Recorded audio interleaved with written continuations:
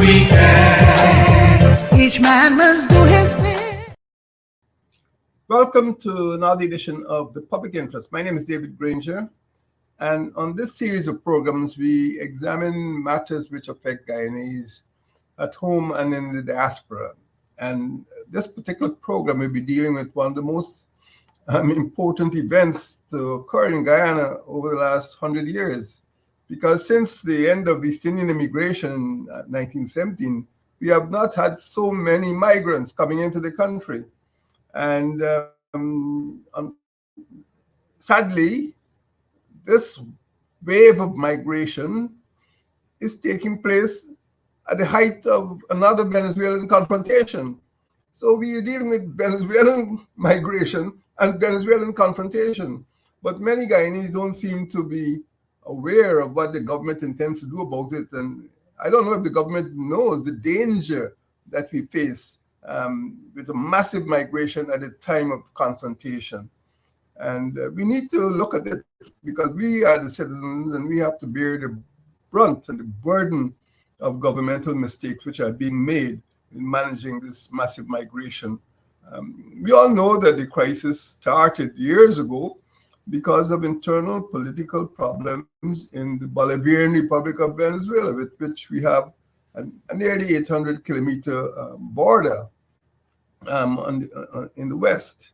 And well, of course, we are not the only neighbors to have suffered. You know, other countries, particularly Colombia and even Brazil, have suffered heavily over the years. And in fact, Venezuela has lost over 6 million refugees and migrants leaving that country during the Maduro regime.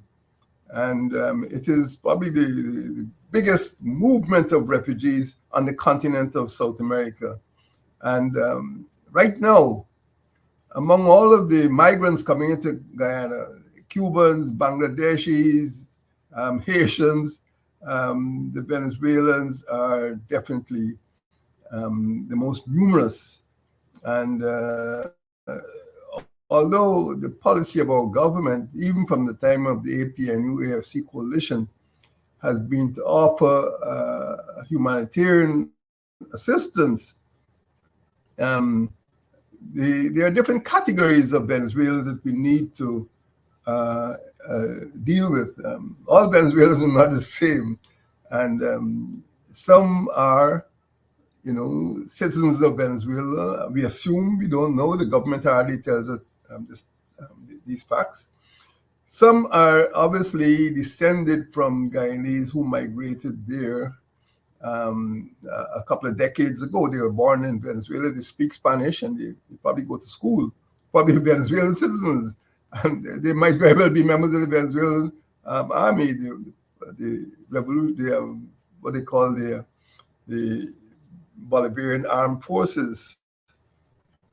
And there are more Venezuelan nationals coming into the country than from any other nationality, any other country. We reckon, in fact, the International Organization of Migration and most authoritative sources reckon that there must be 40,000 Guyanese, 40,000 Venezuelans in Guyana. The overwhelming Guyana-born residents in region number 1, the Barima-Waini region, which has about 26,000 Guyana-born residents. So nobody knows exactly where these 40,000 Venezuelans are. But even if they were all in region 1, they would outnumber the Guyanese easily. But many of the Venezuelans coming are ethnic Warao. These are indigenous people. And although Guyana, one of Guyana's 9 indigenous tribes is Warao, there are lots of social and cultural differences. In fact, I must admit that in my visit to some places in the Barima-Waini region, many Warao children, Guyanese Warao children, don't even go to school because they don't understand English. And the Guyanese teachers don't understand Warao. So this is before the migration became a problem. So now that you have different types of warao coming into the country. They are not mixing easily with the Guyanese warao. There is a cultural disconnect. And these are some of the problems which the administration doesn't seem to be aware of. Now, we don't know exactly how many warao are coming. And today, let us deal with the warao problem. I mean, there are other aspects of the Venezuelan migration, but we will deal with the warao problem. And they are settling in and coming across a border which is notorious for banditry, for crime, for harassment, incursion, intimidation, and occupation. Don't forget that in the year Guyana became independent, 1966, Venezuelan armed forces pounced on the island of Ankoko and has been in occupation of Ankoko ever since. They've never given it up. So this is not a joke. This is not political propaganda. This is the reality of Guyana's relation with Venezuela since 1966. Many people call the Warao boat people because they arrive in boats. But most times they live in sometimes low-lying or swampy area, and the food is largely from the shrimp and fish, crabs, and so on. They're not farming people. They are not like Guyanese indigenous people, the Arawaks or the Akawayo or the Arakuna and Carib and so on. They're different people. And we must understand that the Warao coming here don't speak Spanish. So by painting a police vehicle, policia, doesn't make sense to them because they don't read. They don't read Spanish. They don't speak Spanish. They speak Warao. So I'm glad that they took down that silly sign from the police vehicles. But the Warao coming do not speak English, and some of them do not speak Spanish. They do not have employment skills or education that will equip them for employment in Guyana. They do not have access to clean drinking water. They do not have enough food to eat. Sometimes they just eat one meal a day. They do not have satisfactory housing. They do not have the basic requirements for humane settlement as migrants. And then, of course, you have the threat of disease. Some of them are bringing measles, they're bringing tuberculosis and other respiratory problems. Some, of course, more than half of them are women, and eventually some of them may drift into prostitution. HIV is already a problem, and again, this is a burden for Guyana's public health system.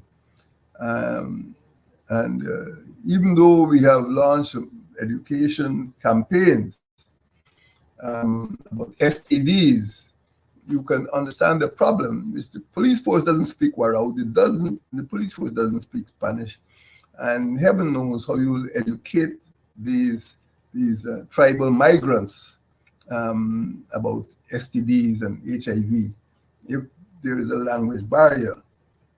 And particularly in regions 1 and 7, that is the Borimo-Waini and the Cuyuni-Mazruni. Those are the two regions which have borders with Venezuela. There are problems of disease, and this cannot be, it's not a matter of registration cards. Guyana's system has not been able to deal with the problem of disease. Coming directly after COVID, this is not a double whammy, it's a triple whammy. And of course, many of you will remember seeing videos of these Venezuelans, particularly the indigenous people, foraging for food in garbage dumps. And even the United Nations High Commissioner for Refugees mentioned this. Some are settled in remote frontier zones in Region 1, Borimo-Waini region. And it's creating serious demographic, economic, and strategic challenges for Guyana. Although the government is hurrying to train the police in Spanish. Well, those of you who've gone to school and learned Spanish know that it's not something you can do in a fortnight. And of course, many here in the world don't speak Spanish anyway. So I don't know who they're training them to speak to. We now have a problem, my friends, of what the United Nations, the International Monetary Fund, call a migrant overflow. A migrant overflow, that is, there are more migrants coming into the country than Guyana's resources, Guyana's government could manage or handle. So we have received warnings. We have received warnings of the International Monetary Fund that migrant overflow can lead to economic and social crises. We've received warnings from the International Office of Migration, IOM, stating that migrant overflow has put pressure on an already fragile system in the Berima-Waini region. And the challenges will continue. And we've received warning from the International Labour Organization. It seems that international organizations care more about what is happening to Guyana than the Guyana government. So the ILO, the International Labour Organization, has warned that countries like ours experiencing this migrant overflow face challenges of access to basic protective services, inclusion in labor markets, and yes, nobody wants to mention that expression of social cohesion. The first year AP and UAFC got into government in 2015, we introduced seminars and training and organization and social cohesion. Nobody wants to talk about social cohesion. We're talking about corridor of unity, but social cohesion is fundamental. And you'd all remember the placard held up by a senior member of the PP Civic stating that social cohesion is a farce. Social cohesion is a farce. Now, my friends, we are faced with challenges, and challenges have to be examined and overcome. There are problems of migrant crime. Nobody knows exactly which Venezuelans or which category of Venezuelans commit these crimes. Some are arrested with illegal firearms, with drugs and ammunition. Only in October 2023, a Venezuelan woman was charged with trafficking and running a brothel. in this very year, in June 2023, another Venezuelan was charged with stabbing and robbing a Guyanese taxi driver in November 2023. So it is not that we have a situation of peaceful migrants, sitting waiting for help. There are people involved in crime, and they're contributing to the parlous crime situation in Guyana.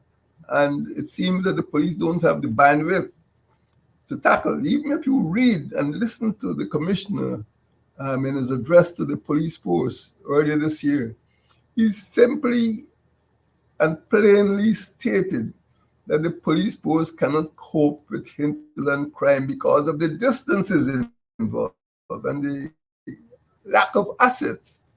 So when you add 40,000 people who do not speak English to the mix, you see the type of problem that the police force faces. And you pay attention to what the police are saying. Serious crime in the hinterland, particularly murders, are still a problem, Now, there is some effort at documentation and registration. Now, to start with, this is not a new problem. Venezuelan migration was already taking place when the AP and UAFC went into office in 2015. And one of the first things we did was to appoint a minister of the government responsible for citizenship. And he was in charge. He was the migration czar, if you want to call it that. He was in charge of all matters dealing with Venezuelan migration. Ask the government now who is the person in charge of migration. You will not get an answer. One day you see one secretary dealing with it, another day you see a minister, another day you see some civil servant. But there's no one office or one person that is managing the migration of 40,000 people, the greatest migration into Guyana since East Indian immigration, indentured immigration, came to an end over 100 years ago. Yes, the government has taken a position, legal or illegal. The children are being enrolled in the public education system. Some of them are getting food, what we used to call the public education nutrition system service.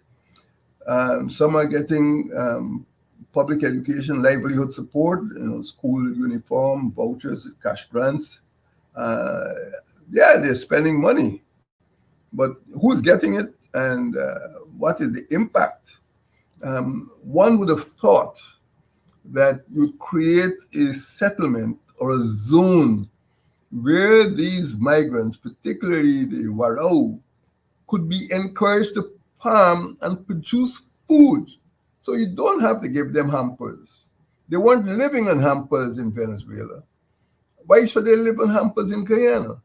Let us provide the land, let us give them the tools, let the Ministry of Agriculture, give them planting material, let them feed themselves.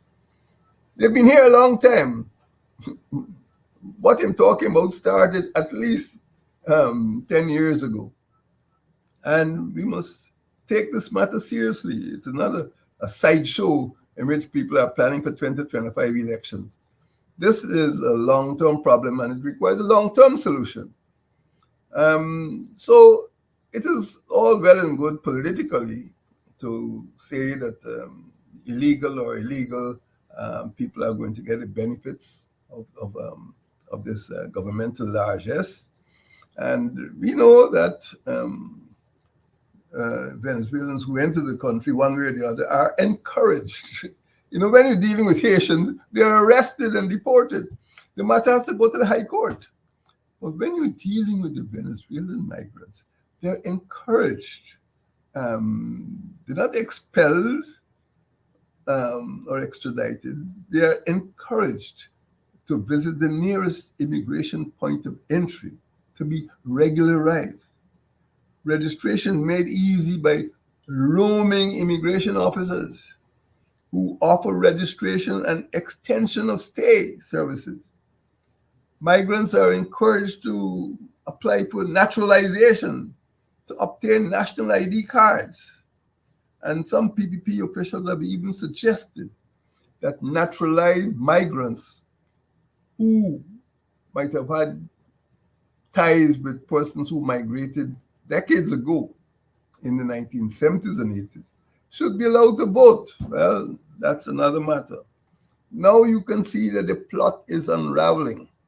Now you can see why in less than a year after the PPP entered office, senior officers, senior officials from the government were traveling to Essequibo to promise all sorts of benefits to the migrants or the potential migrants. But those were not tribals. Those were other people who the PPP had set their eyes on. But that's another matter which we'll discuss subsequently. Again, referring to the tour of or the tenure of office of the APNU-AFC coalition, I had personally visited Whitewater and Kaikan and Baramita, and we launched something called Operation Armadillo. In fact, I was happy to learn that the armadillo is, of course, a well-known animal in Western Guyana. And Kaikan is the Akawayo name for armadillo. So armadillo is meant to be defensive and protective, a small, scaly animal, as you know. And we launched Operation Armadillo several years ago, aimed at fortifying the border villages, aimed at fortifying the villages because the villages were reeling, they were rattled by the sindicatos. They're rattled by migrant overflow. Years ago, soldiers were coming, seeking medical service. Venezuelan soldiers were coming again, seeking medical services. And the crisis in Venezuela also led to many persons who had been living there and adopted Spanish language, and perhaps they have Venezuelan ID cards. We don't know much. We don't know much about these people. And we had created a department of citizenship. And this department was under a minister who had to come to cabinet to report. So it was not, an ad hoc arrangement.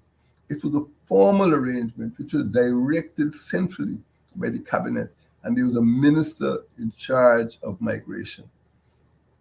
Now, we don't know how many Venezuelan migrants are in the country at present, but we did have a department which was well staffed, and symbolically, it was lodged in a building which was named after the famous indigenous legislator, Stephen Campbell. The Stephen Campbell building, which is located in Charlotte Street, was the place. But of course, as soon as the PPP got in, they shut it down. It's a case of throwing out the baby with the bathwater. That's not the only thing they shut down, and later on had to try to reestablish, because we also set up something called a National Multi-Sectoral Coordinating Committee. They shut that down. And then they realized that the migration measures were not being coordinated, so they set it. So you can see the confusion at the highest level of the PPP, because this National Multi-Sectoral Coordinating Committee collaborated with UNICEF, the United Nations Children's Fund, collaborated with the United Nations Commission on Refugees, collaborated with the International Organization for Migration, collaborated with PAHO, the Pan American Health Organization, and so it was a broad-based organization of national and international agencies, which responded and which implemented campaigns to deal, particularly on the health side, to deal with the threat of disease. In the age of COVID, they also had to fight AIDS, they had to fight COVID, they had to fight tuberculosis, and they had to fight malaria. So Guyana preparation started and the preparation was placed on a sound footing under the APNU AFC administration. And again, as soon as the PPP got in, they shut down the ministry or the Department of Citizenship, and they shut down the committee which was coordinating this work. And now what we have, no coordination, no minister responsible for migration. So this is the situation we find ourselves in, and we now need a higher level of cooperation, because we had established clear guidelines for collaboration among the ministries of public education, public health, public security, and social protection. Don't worry, the names have been changed, but the functions are still there. And we don't know for sure if the regular meetings that our Minister of Citizenship set up and attended are still being conducted. What we do know is that the PPP, in their haste after August 2020, shut down these agencies, and now they're being forced to reconsider. My friends, migration is a serious matter all around the world. All around the world. You can see what happens in Britain, in Europe, in the United States. The United States had to build a wall to deal with the migration problem.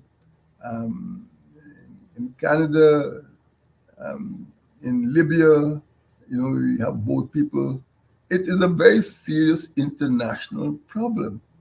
And we have legislation, and we are obliged to comply with that legislation. We have also adhered to or agreed to international conventions. For example, the Aliens Immigration and Registration Act, the Citizenship Act, the Expulsion of Undesirables Act, the Immigration Act. And these are local acts, municipal acts, Guyana Government Act. But in addition to that, we signed on to the Protocol Against Smuggling of Migrants by Land, Sea, or Air since 2008. We subscribed to the Convention Against Transnational Organized Crime because sometimes the movement of migrants can be accompanied by criminal activities. We signed on to the New York Declaration for Refugees and Migrants. So we are committed. We have committed ourselves to international conventions to protect these migrants. So we can't escape, but at least we must sincerely enforce those conditions and abide by those conventions. Where are we now? We are moving forward. This program, Public Interest, is not about complaints. It is about solving problems. And we have a problem on our hands. The biggest, most massive migration since East Indian immigration ended in 1917. I recommend 5 measures. 1, there must be implementation of a comprehensive national migration strategy. This is not for Venezuelans alone. It has to deal with Haitians. And we know what people in the administration said about Haitians. It has to deal with Cubans. It has to deal with Bangladeshis. And yes, it also has to deal with Venezuelans. But we must have a national migration strategy. Secondly, our legislation has to be upgraded so that all migrants, Africans, people coming from Nigeria, Asians, people coming from Bangladesh, Cubans, and Haitians, people coming from the Caribbean, could be provided for impartially, not based on color or favoritism or expectations of a vote, but we must deal with all migrants on the basis of the criteria that we lay down that forces them to leave the countries of origin. We must also plan on the construction of some form of migrant settlement zone. My friends, migrants are turning up on the East Bank and Essequibo, they turn up on Seawall, it is becoming a mess. Nobody seems to be keeping track of them. And that is why it is becoming a problem for the police force. Nobody knows how many migrants there are, and nobody knows where they're living. And some of them are living in awful conditions. I recommend that we create a zone, a migrant resettlement zone, so we know where they are. And this is not a ghetto, this is not a concentration camp. This is a zone in which we could deliver services, particularly educational and medical and other social services to these migrants, and make sure they're properly settled and they don't become a nuisance, because many Guyanese are turning against the migrants.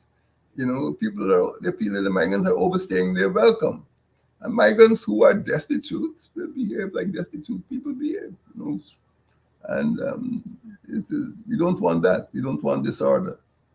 And I recommend somewhere in the Barima-Waini region, we create a zone where these migrants could be settled and they could be allowed to produce the cassava and other food that they need to eat and stop depending on handouts. We also need to reestablish the Department of Citizenship.